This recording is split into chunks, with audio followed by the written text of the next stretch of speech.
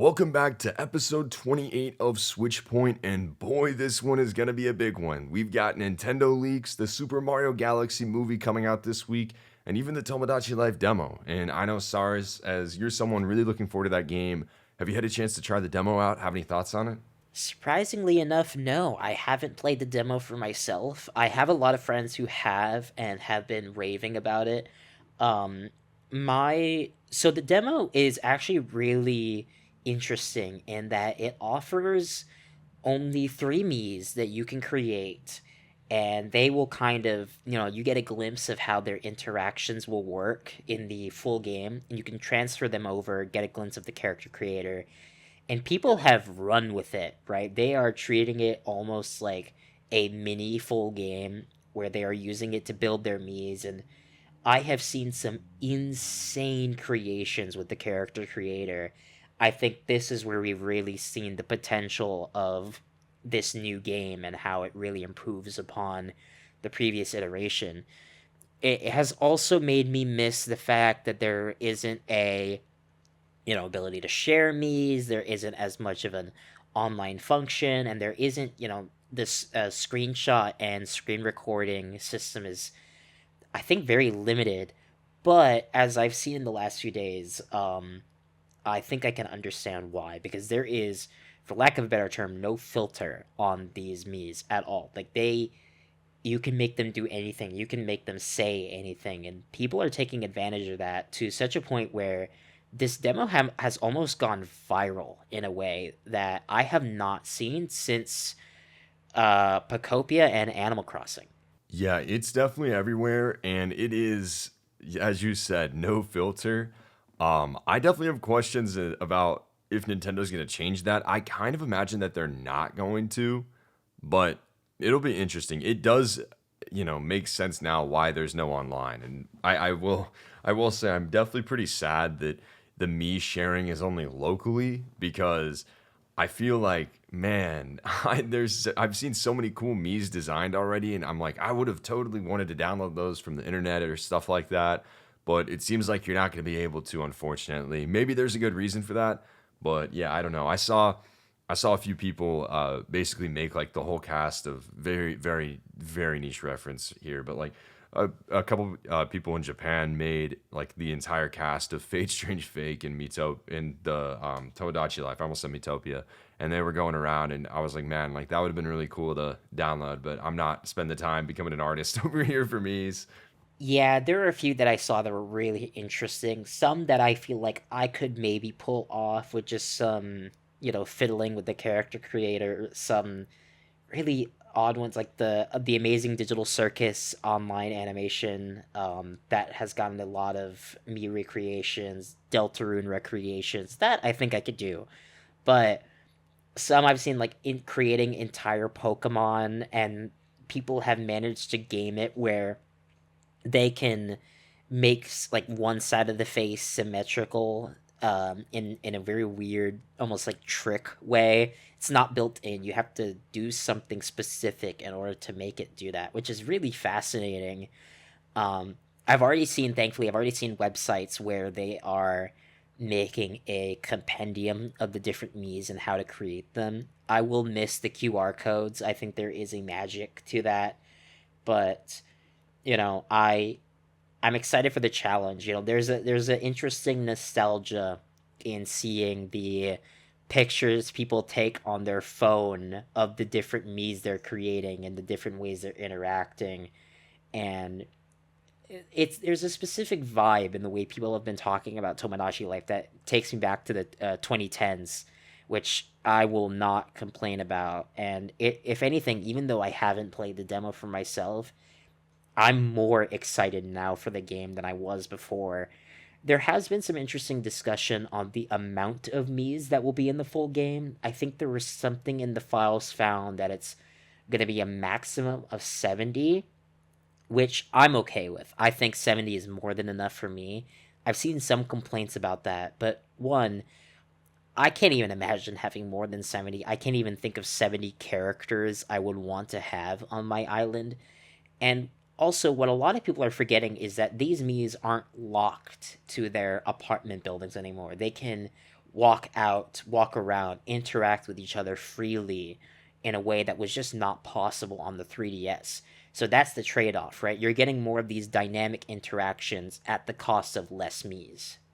Right. And I've seen a lot of really funny interactions. I think it's so, oh man, it's so interesting how this game is put together. I think the one thing I'm interested in, and maybe you have some, I will say, yes, I watched the direct. I'm not necessarily the most knowledgeable in this because I didn't play the original, although I was very aware of it. From the conversations I've seen on Twitter, is the demo limiting the interactions that the Mii's can have? Because from what I've seen, it seems like that they're all kind of like oh yeah, I saw this in the news report, and it's the same thing for whatever you put in there. And I was like, I'm hoping that there's a little more variety in there to keep things interesting, but I'm not sure. Yeah, I believe from what I've seen, it is a small kind of glimpse of some of the interactions that are present.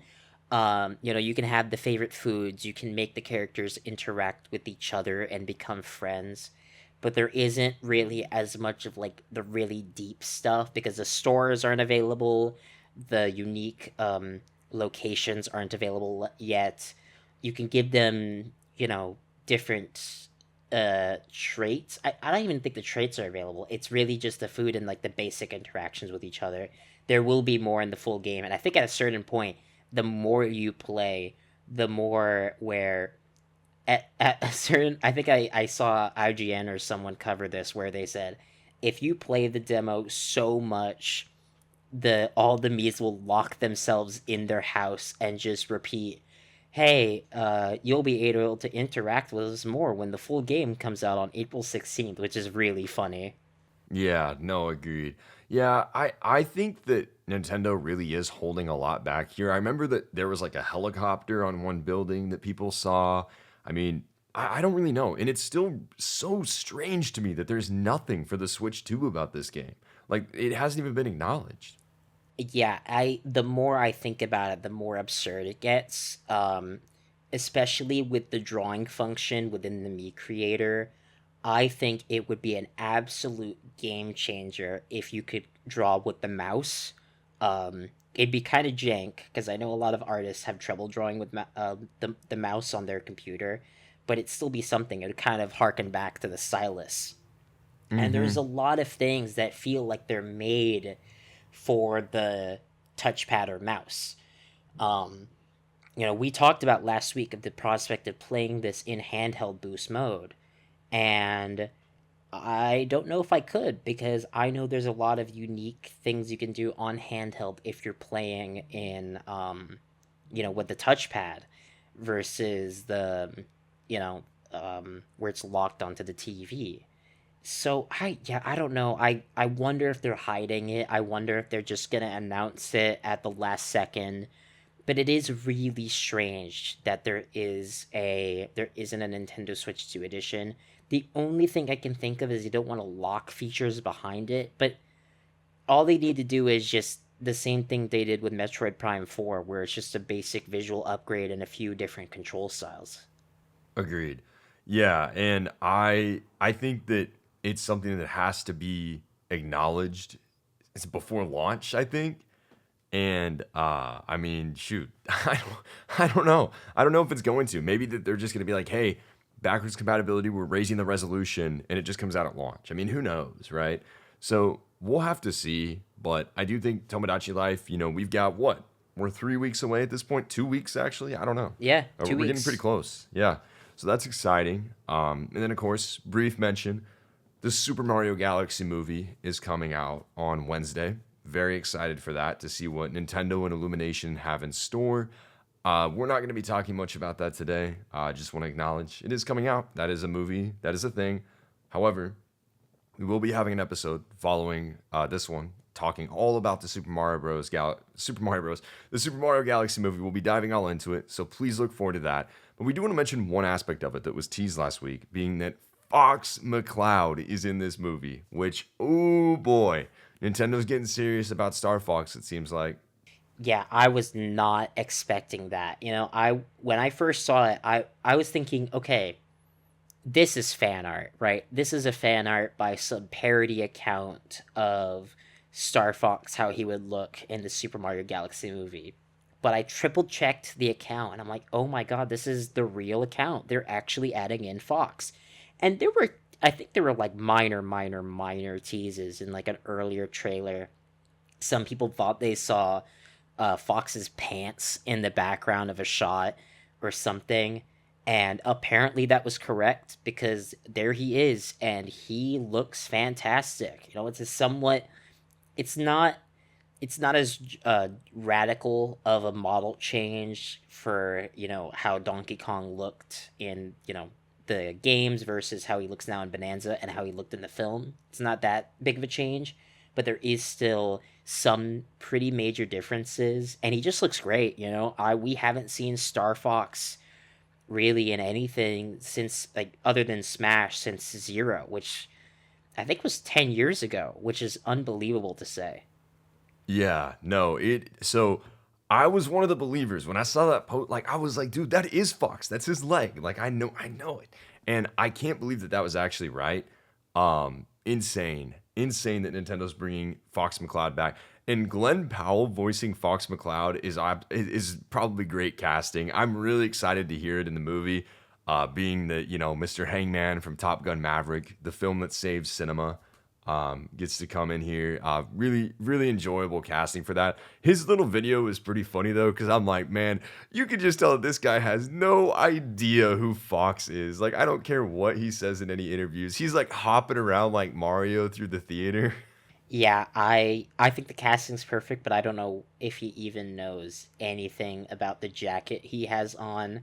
Um, I'm actually surprised with how when they announced it, because press junkets have started and premieres and all that for the film, and everyone's there. Brie Larson's there, and Donald Glover and Benny Safdie and Jack Black and all the main cast.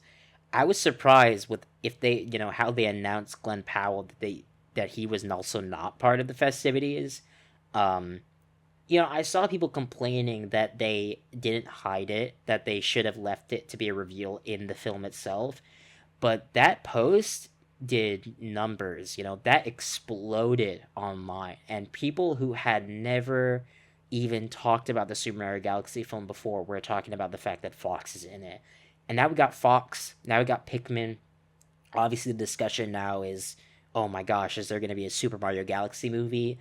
I don't know about that, but I would not be Is there going to be a Star surprised. Fox movie? Let's There correct is, that. yeah, I would actually not be surprised. I think like a Star Fox film would make a lot of sense for Illumination, and I would not be shocked if we got nods to other space adjacent characters in Nintendo. I could see a Metroid reference, a Kirby reference.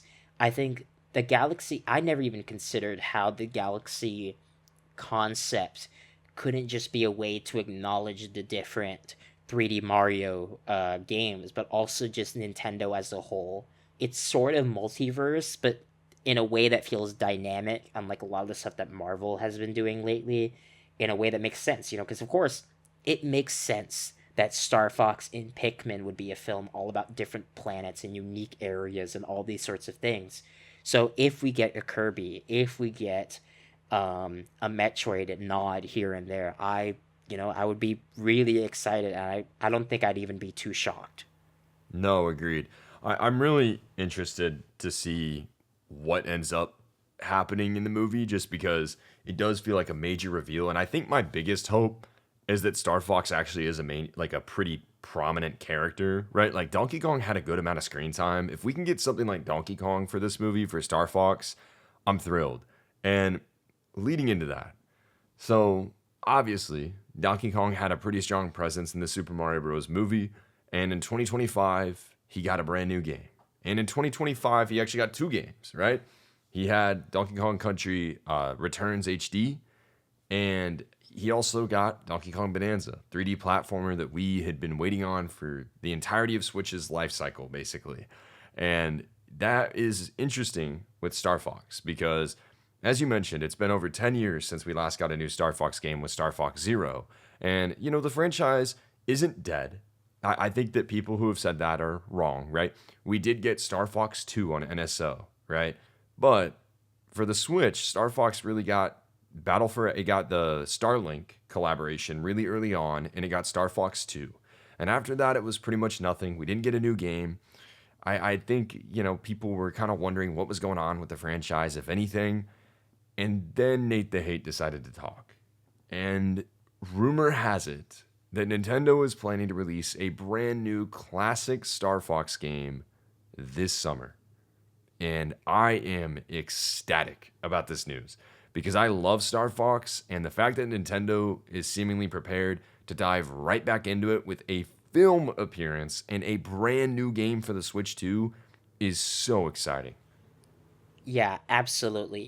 When they first revealed Star Fox for the Galaxy film, the thought really did cross my mind of, man, if they're dropping him, like if they're showing Fox in this film and he has a pretty new model, then there's got to be something they've got planned for Star Fox in the future.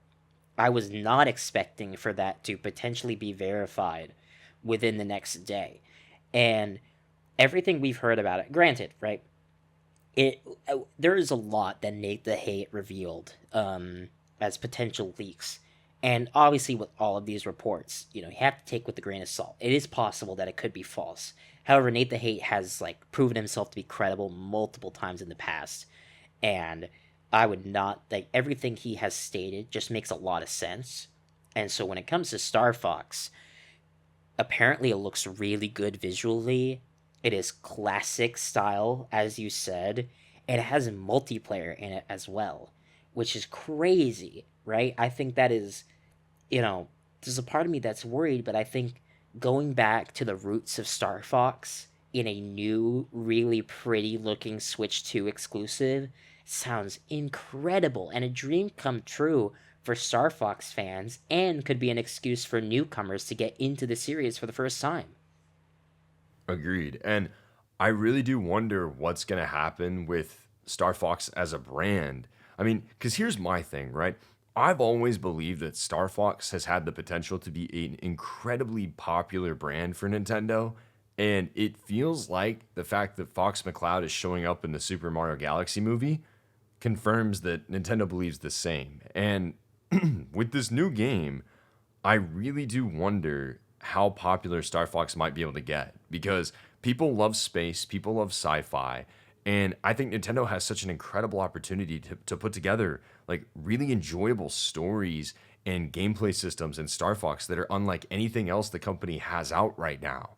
And I'm so excited to see this game because there's been specific mention that it's classic Star Fox, which is going to be, really intensive gameplay systems and stuff like that. And I'm really interested, hopefully on rails, right? As an on rail shooter. I'm very curious what else is going to be new and how the game is going to be structured. But at the end of the day, it's just exciting because it means, man, we might get Star Fox might become another mainstay for Nintendo moving forward, where we might actually be able to get, another Star Fox game this generation if this game does well. And that's so exciting to me. It really is because Fox McCloud is awesome. I love the Star Fox cast so much. Such great character designs, great characters, and it feels like it's just a world primed for opportunity. Yeah, absolutely. I mean, there is so much potential in the concept. And I see a lot of people sometimes compare it in the same breath as, F Zero. It's not really the same because Star Fox, even though it hasn't really gotten the love it has deserved, it has been supported a fair amount by Nintendo. We've got um, Star Fox on the SNES, Star Fox on the Nintendo 64, Star Fox Adventures on the GameCube, um, and there wasn't really anything on the Wii, if memory serves. And then we had um, Star Fox Zero, and then the series has been just been dormant, except for, as you mentioned, the Star Fox 2 on NSO. So this is a series that has always, Nintendo has wanted to make something out of it. But I think this is the perfect opportunity to really take it in a fresh direction that still stays true to what made the series great. My biggest hope is that whatever this new Star Fox is, I hope it is to the Star Fox franchise what Kid Icarus Uprising was to Kid Icarus, right? Where it revitalizes interest and makes something new out of, while sticking to what made the franchise so good in the first place. Also, kind of similar to how Fire Emblem Awakening kind of rejuvenated the Fire Emblem franchise, and now it's this big deal. So I hope that is where we get for Star Fox, where it can stand alongside these other big Nintendo mascots, and we can see it get merch, and we can see it get better attention. And we were joking about it earlier, but I would love to see a Star Fox animated film from Illumination. Maybe, if they could get the Top Gun Maverick director Joseph Kosinski to work on that. Oh man, that'd be a dream come true. That's crazy. Yeah, Kaczynski would be a wild draw. I'm very interested in seeing kind of, how this game's gonna roll out because we can kind of dive into it because obviously this isn't the only thing that Nate the Hate said, and this is probably not the first time you're hearing this if you're listening to it. But I think that, Star Fox is apparently launching this summer. And that's really interesting because we are in April at this point, basically. And being in April, we're about 1 month away from the end of spring and 2 months away from June. So realistically, at the very worst, we're like 5 months away from this game coming out. Yeah, so there was a lot that he mentioned. He kind of outlined how summer is going to look, and we'll kind of cover that more.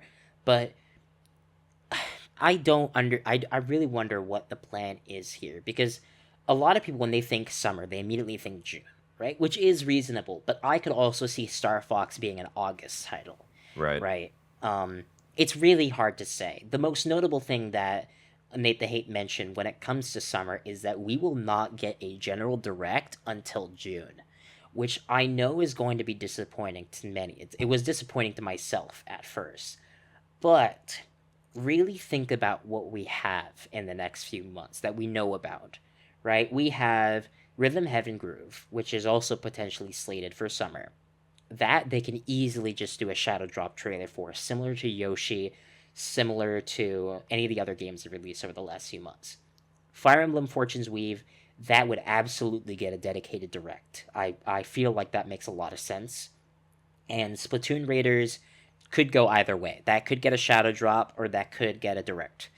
Um, but these are not major enough to justify showing off in a big direct.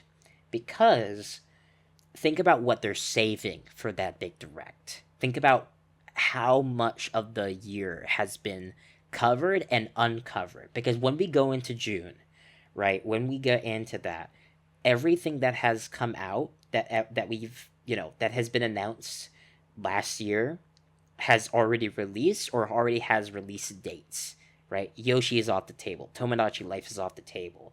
Fire Emblem will potentially be off the table. Rhythm Heaven, so on and so forth. So when we get to that general direct, it will be all new stuff. And if even half of the leaks from Nate the Hate are true, this could be a legendary direct, even in spite of the wait. Yeah, no, it really could be. I think the one thing that I'm most curious about is what the June game or games realistically are going to be. Because, as you said, we know everything through May at this point. I don't think Nintendo's going to turn around and drop a game in early May. Maybe they do. I don't think that the company's going to. But right now, we have Tomodachi Life and Xenoblade 2 Switch 2 Physical coming out on April 16th, right? Then we have Yoshi on May 21st. So maybe Nintendo turns around and gives us something on May 7th or something. I don't think that the company's going to. But what I do think is going to happen is in the next 3 weeks, we're going to get some sort of tweet or Nintendo Today announcement of one of the previously announced games confirmed for June. And right now, in terms of the content that we know that is potentially set for this year, we have Fire Emblem for this year. We have Rhythm Heaven Groove for this year. And then we have Splatoon Raiders, which I don't think got a release date. Maybe I'm wrong, but I don't think it got a release date, but it's coming out this year. Yeah, So, I yeah, any of those games could be June. And I think for me, if Fire Emblem to me feels like it could be a, look back at Three Houses, July makes some sense. I could also see June. And if we do have Fire Emblem in June, or it could be any of the months, but realistically, right? For summer, for June, I think that most likely what's going to happen is we're going to get maybe Rhythm Heaven and Fire Emblem in June. And those are just going to be announced online and they're just going to be announced. Yeah, I think that is very possible. I think Splatoon would also make a lot of sense for June because um I remember the original Splatoon released in summer. Granted, the Splatoon games have had a really inconsistent schedule. I think Splatoon 1 was summer, Splatoon 2 was between spring and summer, and Splatoon 3 was fall. So it really could be anything. I feel like June would make some sense for Splatoon Raiders, and True.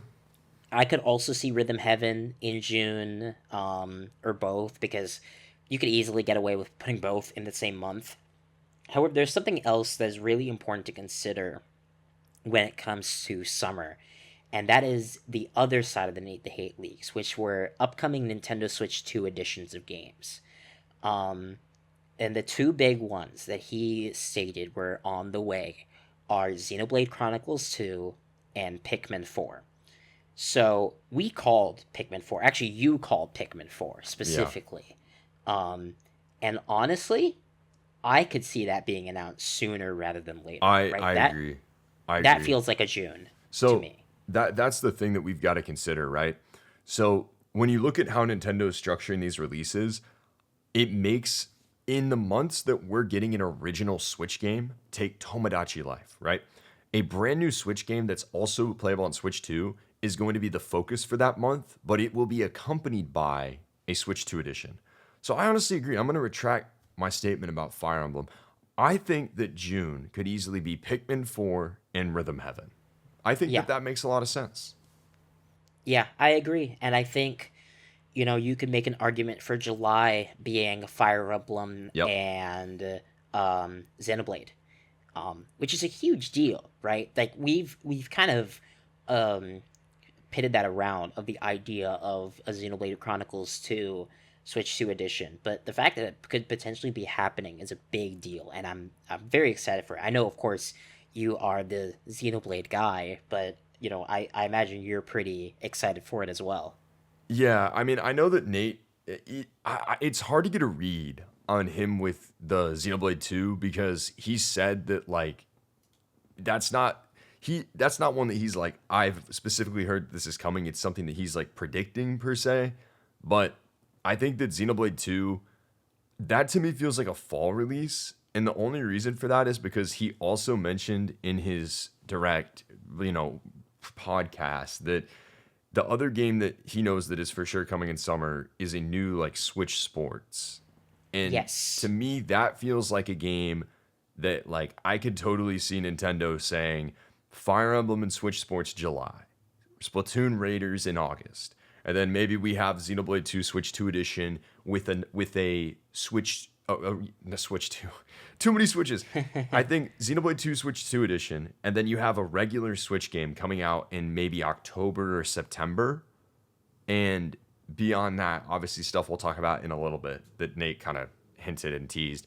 But I think what's really important here to recognize is the fact that we've got Splatoon Raiders 1, Fire Emblem 2, Rhythm Heaven 3, Switch Sports 4.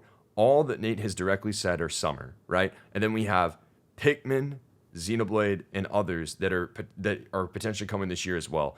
So summer realistically might have 6 games from June to Yeah. August. And that's crazy because I know people have been like, "Oh, there's nothing coming out." Like and it has the drought, quote unquote. Nintendo's been putting out games every month, right? It's been we've had stuff. It's been unfortunate we haven't had a presentation, but the reveals are coming. It really does feel like that this summer is really going to be incredible. And I know at least just even based on what we've talked about from the summer stuff and the Switch 2 editions, combined with what we got in the first 5 months of the year, this blows Switch 1's 2018 out of the water. Like the year two for that console, I mean it's not even comparable. Yeah, absolutely. I mean, people think highly of 2018 just because of Smash Brothers for the most part. And I guess the Splatoon 2 Octo expansion, geez, DLC, which was really good, mind you. But yeah, that year was kind of okay in the grand scheme of things. But if even half of these are true, we could be in for some crazy, crazy reveals in the future that could be coming out back to back to back. And even with what we have so far that is dated and known, Tomodachi Life and Pokemon Pocopia back to back is massive, right? Like these Right. are system sellers. People don't really forget, but like these are huge, huge releases. I've seen so many people say that they have bought a Switch 2 because of Pocopia. And if we're looking to the future, I mean, Star Fox could be massive as well, right? Like that is a really, really cool release. And I'd be curious to see. We've talked a lot about Switch 2 editions and our issues with them, and how sometimes the content they add is not substantial, sometimes they don't add enough, sometimes um you know they add too much that is unnecessary and they should have scaled it back. I My prediction right now, I feel like Pikmin 4 is going to have a major $20 level upgrade, like expansion. I think Xenoblade 2 is just going to be a visual upgrade, personally. Yeah. No, I think Pikmin is going to be a pretty substantial upgrade as well. Like I totally could see like a brand new story bit and having like a 2 to 4, maybe 5 hour piece. I think it'll probably be one of the more expansive options that we've had so far in terms of Agreed. content. And we're probably due for a new Pikmin game here in the next year or two. So it'll be good to kind of get Pikmin affiliated with the Switch 2 audience so far and get that out there. Xenoblade 2 is a interesting one. We have a whole video on this, so go feel free to check that out. Shameless plug. But I think in that video, our big takeaway is that there is a lot that they could do. I agree that I think it's going to be a lighter Switch 2 upgrade. I think it's going to mainly focus on quality of life and visuals and stuff like that. Knowing Monolith, I think that Monolith Soft is likely going to want to do more than that. And maybe we do end up getting something somewhat substantial, right? Maybe. But in my mind, I think that we're going to get a $10 upgrade. That'll be like a $70 release or whatever it may be. And it'll pack in quality of life, maybe some minor story bits or something. And I also think that they're going to pack in all of the DLC and the expansion Torna into one bundle, and it's all going to look and run the same with all the quality of life stuff. Yeah, absolutely. I think that would make a lot of sense. And yeah, I could see them adding in a few story hints here and there, maybe some stuff that could lead right into wherever the future of the franchise is going, because it feels like we are also due for a Xenoblade 4 at this point, and I'm honestly surprised. I mean, there is kind of a big gap that isn't covered for. Nate very much mentioned that fall is kind of a gray area at the moment. So for all we know, we could get a surprise Xenoblade 4 in fall, but I think it makes more sense for them to reveal Xenoblade 2 and Xenoblade 4, the Xenoblade 2 Switch 2 edition and Xenoblade 4 potentially back to back. Yeah, Maybe that we get at the June Direct. maybe. Ooh, But don't tempt me. who knows? Don't tempt me. I might lose my mind. No, and that's the thing too, right?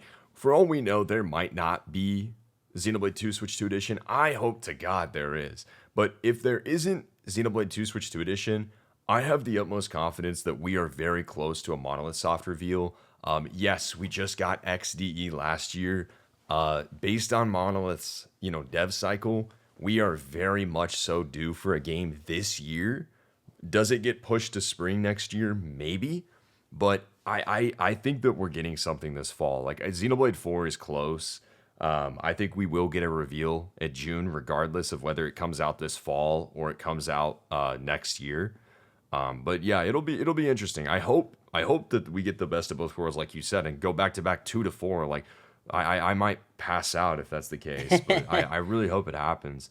But yeah, I mean, it'll fall is open, right, as we mentioned, and we've really delved into summer here. But I want to rein it back because there is something in the fall that Nate the Hate has confirmed, and that is a remake of The Legend of Zelda Ocarina of Time.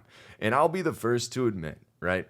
We talked about this possibility months ago, and I really didn't buy it. I really didn't think, I believed, and I mentioned at the time, I totally believed that Nintendo would eventually remake Ocarina of Time, but it didn't feel like this was the time to do it for me. It felt like that you had Twilight Princess and Wind Waker HD ready to go. You were able to drop that and maybe tease the next Zelda game. Apparently not. We were wrong. I was wrong. But I am very interested to see this project. Apparently, Nate has didn't mention much on it, just said that it's coming in the holiday season, right? I mean, the fact that we're getting an Ocarina of Time remake is kind of crazy. It's the highest rated game of all time. So I'm sure you have thoughts on it. Oh man, I remember very vividly um when we did our discussion about the future of Zelda, I threw it out as a possibility that they could do an Ocarina of Time remake only because of the film that is coming out next year. And the way they're building around that film, it feels like they're emphasizing elements from Breath of the Wild, the Breath of the Wild and Tears of the Kingdom games, as well as Ocarina of Time. And what better way to bring people back into Ocarina of Time and that mindset than with a from the ground up remake? Not a remaster of the 3DS version, similar to how they did Luigi's Mansion, a full fledged remake. And even I, at the time, thought this was a far fledged hope, that this would never happen, but it would be kind of cool. Yeah. And I might have been right, which I'm still staggered by, but I'm really excited for the possibility of it because the discussion I've seen a lot of people have is why don't they just port out the Ocarina of Time 3DS version, right? Why don't they just make that again? I think they so we are now 3 years away from the last Zelda game. That team has been working on something, but I don't think they are ready for the next major Zelda game yet. Because think about it like this, right? One of my friends said, "Oh, why are we getting another remake? Why are we not getting an original idea?"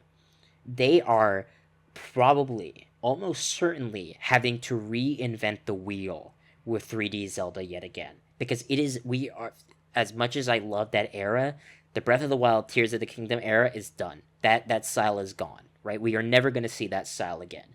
So what we get now is something brand new, and that takes time because they probably have to figure out a new engine, new physics, new characters, new visual style, right? And a story idea that is compelling enough to follow the most successful era in Zelda history. So how do you tide people over until that? How do you get people in the mindset of the upcoming film? You go back to the most beloved entry in the franchise.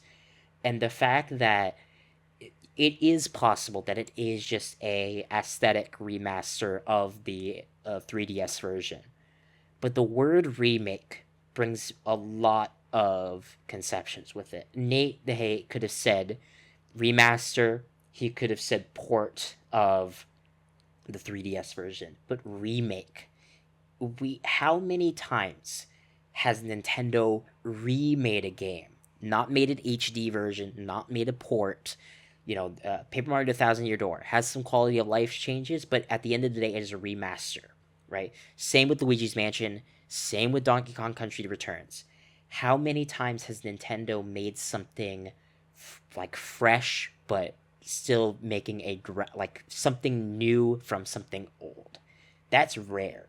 And if they're willing to make that step, then they have to have a really good idea. And I'm curious to hear what you think, but I expect for there to be some pretty big additions to the overall experience, but one that still feels in line with what people loved about the original. Yeah, no, I mean, I was talking, so I have a good friend of mine who's like very adamantly against this, and this is kind of my take on it. I really don't have a problem with a remake of Ocarina of Time being and obviously the 3DS version exists, people adore it, right? Nintendo, I'm gonna be honest, Nintendo's not looking at the 3DS remake. They're not touching it. I have utmost confidence in that. This is not based on the 3DS version at all. I'm fully confident in that. But my perspective on this is look, we have the original game playable in its original form on the Nintendo Switch and the Nintendo Switch 2, right? Ocarina of Time is playable via the N64 classics, and it's not gonna go away. It's gonna be here. You can play the original game.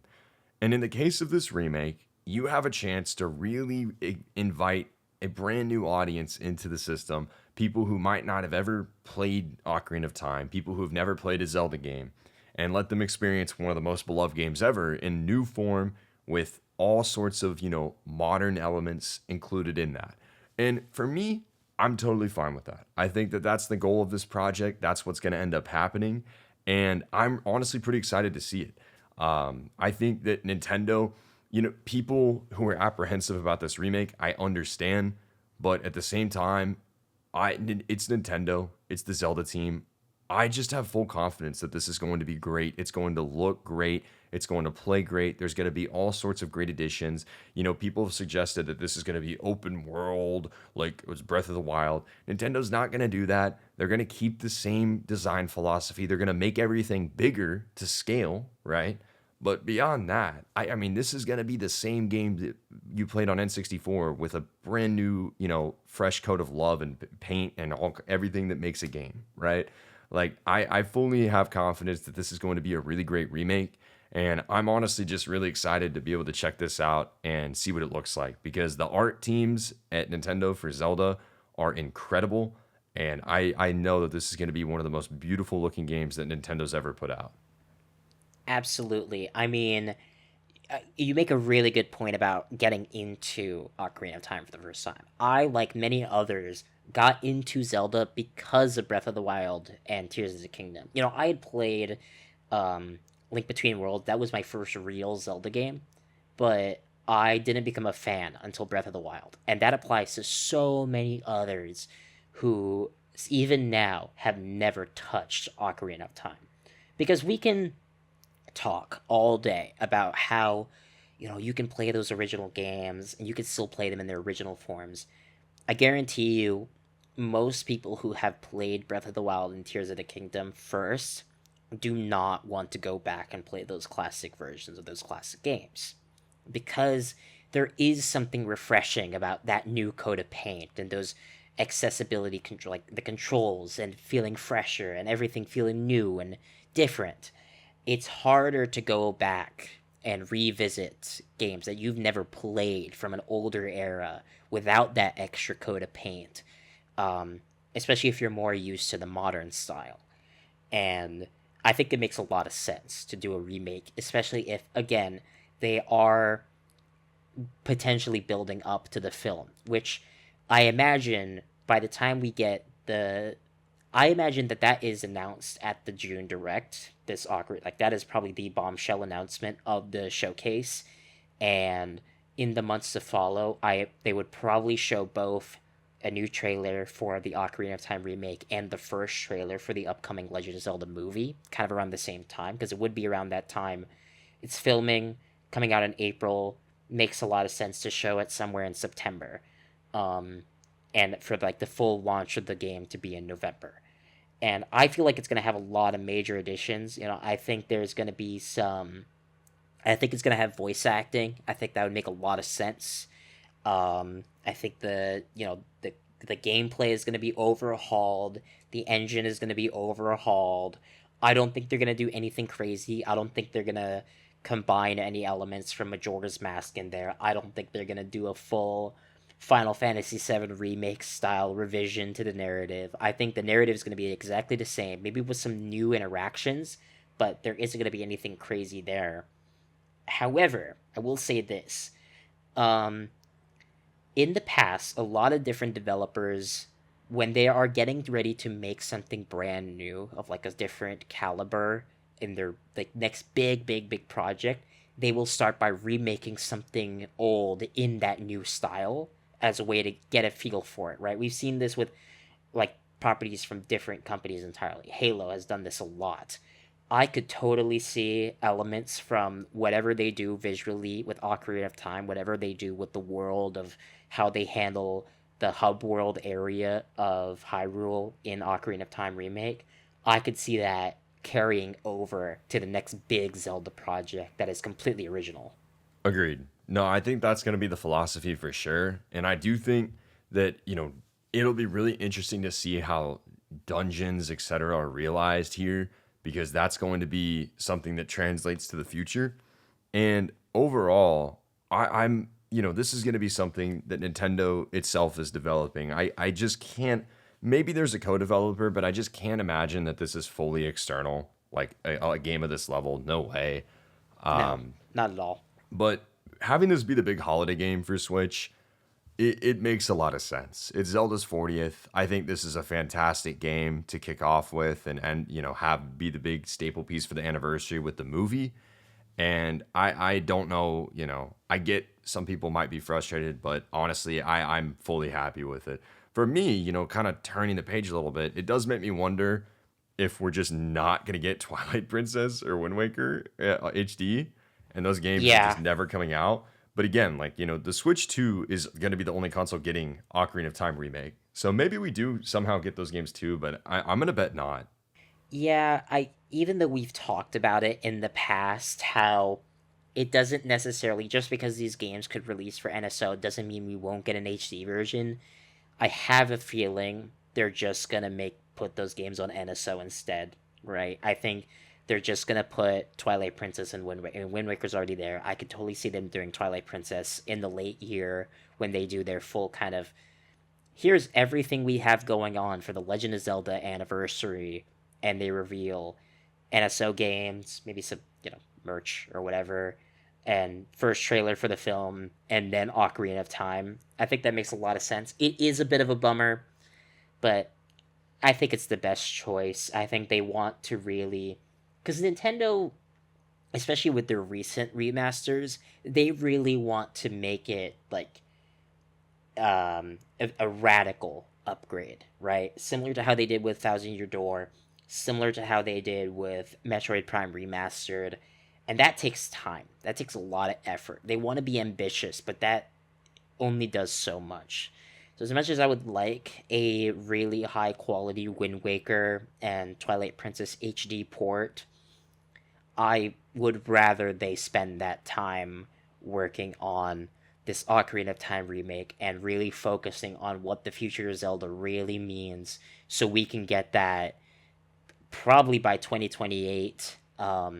Because another aspect of the Nate the Hate leak is that we are not getting 3D Mario this year at all. That is, we are not getting that until 2027. Um, and honestly, as disappointed as I was at first, if Ocarina of Time really is their big November winter title, I am more than okay with waiting a bit for 3D Mario.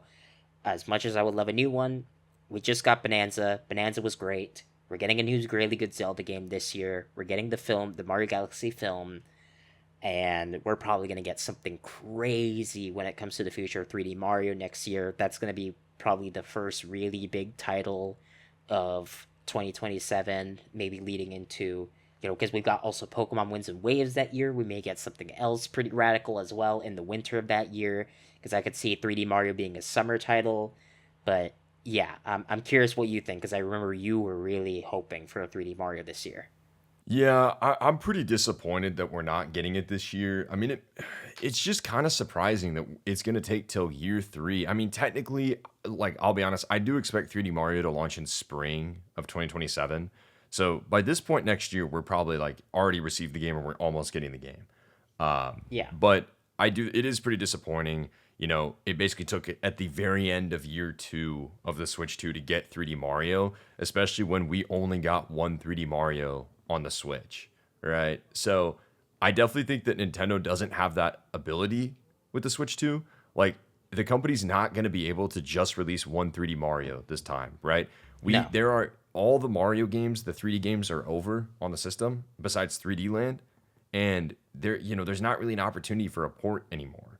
So realistically, if we do get this game in 2027, like there has to be another 3D Mario on the console before the end of its life. Yeah. But with that being said, I'm okay with it, and the real reason is this. Look at this year. Like, if this is the year, I mean, again, I mentioned earlier, right? Like, year two of Switch was not good. I don't care what people say. Year two of Switch, we had Kirby Star Allies, we had Nintendo Labo, we had Donkey Kong Country Tropical Freeze, we had Hyrule Warriors Definitive Edition, Pokemon Quest, Mario Tennis Aces, Treasure Tracker, Super Mario Party, Let's Go Pikachu and Eevee, and Smash Ultimate. Like, realistically, from that list, we had a new game in Kirby Star Allies, we had Labo, we had Mario Tennis Aces, Super Mario Party, and Smash Ultimate, right? That was, and don't get me wrong, that's not a bad year, but it was by far the weakest year of the Switch, by far. And some people think about 2018 being this, like, yes, that whole year was just Smash hype buildup, and we look past the games. This year looks insane. If this is this year, and we get an Ocarina of Time remake, all the stuff we discussed in the summer, all the stuff we got in the spring, and whatever else happens to be in the fall, phenomenal year from Nintendo. I don't fault the company at all for holding 3D Mario. And think about that. 3D Mario's like, let's say next spring or next summer, we have Pokemon Winds and Waves, which is pretty likely going to be Q1 of next year. And then we have 3D Mario already confirmed. So Gen 10 Pokemon, 3D Mario already confirmed. Hell, we might as well put Xenoblade 4 in that list too. I mean, next year is shaping up to be insane too. And we only have, with what we know, why would they launch it this year? It makes no sense. Hold it for next year because this year's already packed. Yeah. And this is completely ignoring third party support, right? I mean, Oh my we god, the still Dusk have. Bloods this fall. Yeah, Dustblood is fall. Yeah. And that is also potentially in fall, according to Nate the Hate again. And that's going to be massive. Like, that is a huge, huge release. An exclusive from software game on Switch 2 is a big deal, right? And it's already people are, when they first saw the trailer, is this Bloodborne adjacent? And it kind of looks Bloodborne adjacent. Um, and we've still got Elden Ring Tarnished Edition. Recently, there were ratings for Devil May Cry 5 on Switch 2, which probably means, if we're going to be waiting for a general direct, I imagine we'll get a partner showcase sooner rather than later. And that feels like a highlight, which, oh man, Devil May Cry 5 on Nintendo Switch 2, that's a huge deal. Like, I'm so excited for that. And this is all the stuff we've talked about, right? We have Tomodachi Life this month. We have Yoshi next month. We have Splatoon Raiders, Fire Emblem, Rhythm Heaven, all within summer. Pikmin 4 Switch 2 edition, Xenoblade Chronicles 2 Switch 2 edition, a new Nintendo Switch Sports, Dusk Bloods, all the third-party games, Ocarina of Time Remake, and apparently this was also rumored, not the same source, I think, as Nate the Hate, but there may be a Super Metroid remake and new 2D Metroid game from Mercury Steam also this year in fall. Well, Which, of that Super Metroid remake this year, Mercury Steam working on Metroid 6 potentially next year. yeah, Not either two in way. 1 year, clarify. Yeah, yeah, yeah, thank you. But that's still massive, right? Like, that is two Metroid games back to back. We had Beyond last year, Super Metroid Remake this year, and it's something brand new next year. And this is all the stuff that is in this year. And 2027 still looks really promising, right? And these next few years of Switch 2, I know people were really worried after the last few months, after the sort of drought of presentations we were having. But again, I cannot stress this enough. It's possible that all of these end up being wrong, right? It is possible that all of these leaks are totally nonsense and we don't get an Ocarina of Time remake and we do end up getting Twilight Princess HD and maybe we do get a 3D Mario this year. But if even half of the things Nate the Hate said are true, if we do get even a few of those things, even if it's just Ocarina of Time and Star Fox, then that is 10 out of 10 year. I don't care. unbelievable. Yeah, yeah, that is unbelievable for Yeah. year two.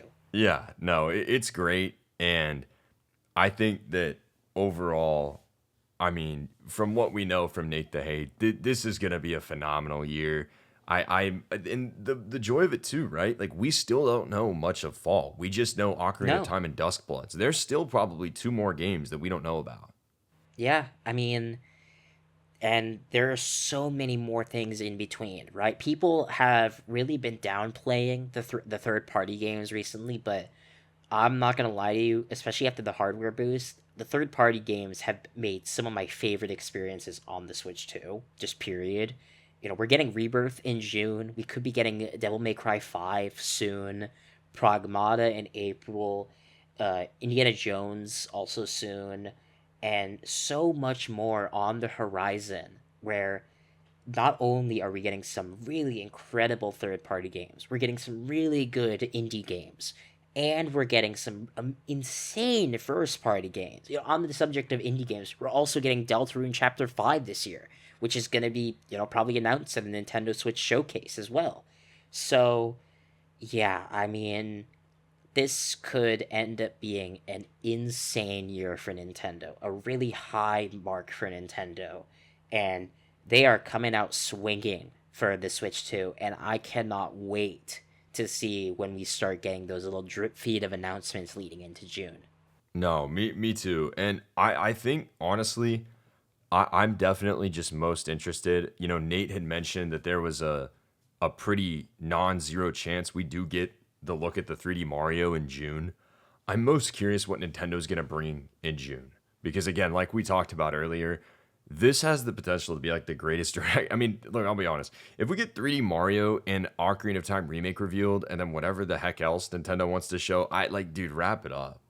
like, Yeah, but I think we'll get a direct in June. We'll get one in September, and we'll be on our way for the rest of the year. But I really do think that it's shaping up to be real exciting. I'm just glad that Star Fox is back personally. I think that's so cool. And with the Super Metroid stuff, I can totally see a remake of that. Metroid 6 is absolutely in development after Dread. Dread sold incredibly well for the franchise. Even beyond that, I've even seen there's a French leaker that has suggested even that there might even be something for Wario Land next year, which is like crazy. oh So I wow. don't know. I mean, there's a lot going on right now with Nintendo, and I know that there's no way that the company is not livid after the stuff that has happened with these leaks. Like, I wouldn't be surprised if the ninjas are unleashed on Nate for this. Yeah, I feel kind of bad. I mean, as hype as it is to discuss these sort of things, and even though I was talking about how, okay, I didn't really lose anything from Star Fox being revealed for the Super Mario Galaxy movie, and honestly, most of the other announcements, a few of them, I would have been fine knowing about in advance, right? I'm not losing sleep about knowing that Pikmin 4 Nintendo Switch 2 edition's coming out, or that Xenoblade Chronicles 2 Nintendo Switch 2 edition's coming out, or any of these. I am so bummed that I have now been robbed of the potential insane meltdown you and I would have had to seeing Ocarina of Time Remake and a new Star Fox game and a potential new 3D Mario in the same direct in June. And I, again, I'm glad I know about it. I'm excited to know about it, and I'm going to keep speculating about it going into June. But I will always, always dream and pine for how I lost something by knowing it. You know what I mean?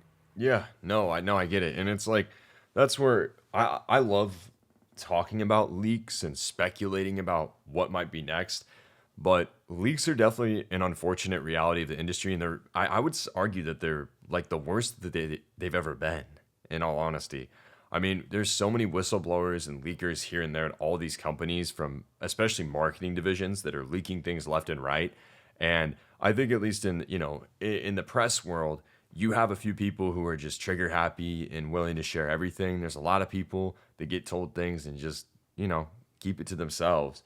But I think, unfortunately, yeah, it does take away a lot of the element of surprise that makes this industry and following it so enjoyable.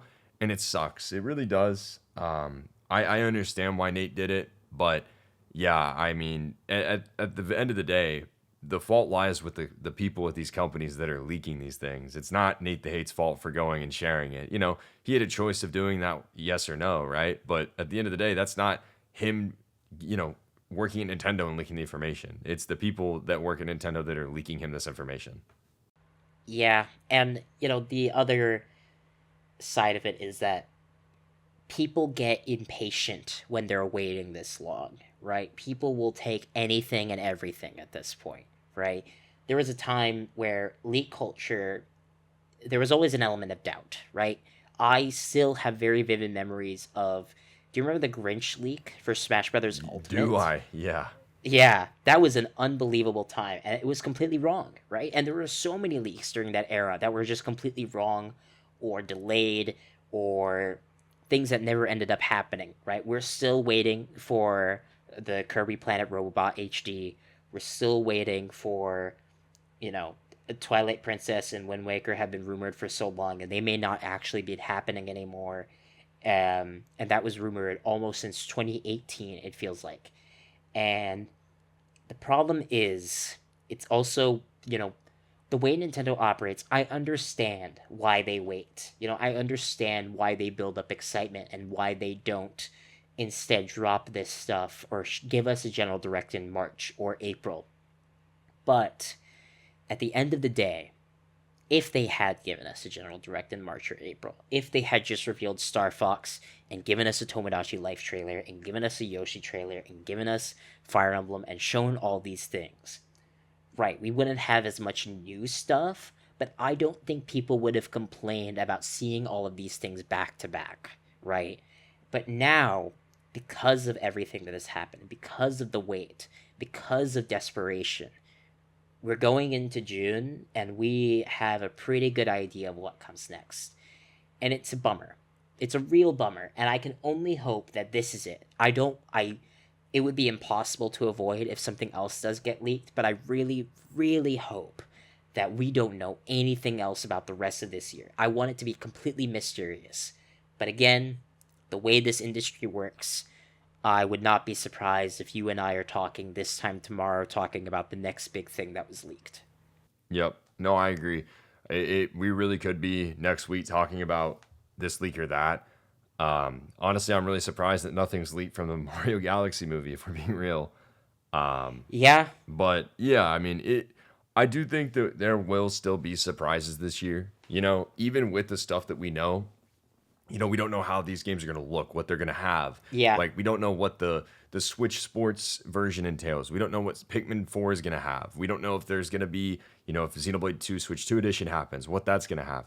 What Fire Emblem, how that's going to be, right? There's a lot of stuff we don't know, but it's definitely the element of surprise has been taken away, and it is unfortunate. But I yeah. think we can say, looking at the facts of what we have here, 2026 is going to be an incredible year for Nintendo, blowing Sony and Xbox out of the water. And I do think that Microsoft does have a pretty strong lineup this year. Forza Horizon 6, Combat Evolved, and the Fable game, right? Like Yep. that's a very strong lineup. PlayStation, 2 games, Eh. right? But I do think that Nintendo is going to have an incredible year from what we've seen so far. And I'm really excited to kind of get further and further, hopefully get that reveal of whatever the June game is going to be here in the next few weeks. Yeah, absolutely. I mean, you said it yourself, there are still so many surprises left in the tank. Even when it comes to Ocarina of Time and Star Fox, we know they exist, but we don't know how they look. We don't know how they're going to play. We don't know what's going to be there story-wise, if it's going to be really radical stuff that looks completely new. And when they first show that trailer, even though we'll know what it is, we won't know what to expect. And I think that's still important. We haven't been robbed of everything just yet. So I'm still really excited. I know that even though my experience in Zelda, I've only really become a Zelda fan in the last 10 or so years, which is unbelievable to say because it's been almost 10 years since Breath of the Wild came out.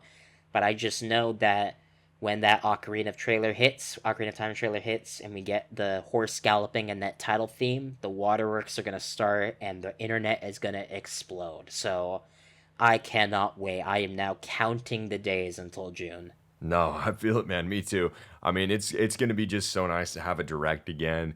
and just see all this stuff come to reality. And we'll probably have hours of stuff to talk about at that point for sure. But with that being said, everyone, that's going to do it for this episode of Switch Point. Thank you so much for tuning in. Be sure to let us know down in the comments below your thoughts on the new recent rumors from Nate the Hate, whether you believe it or not, and if there's anything you'd like to see from these certain releases. And with that being said, we'll catch you guys on the next episode of Switch Point.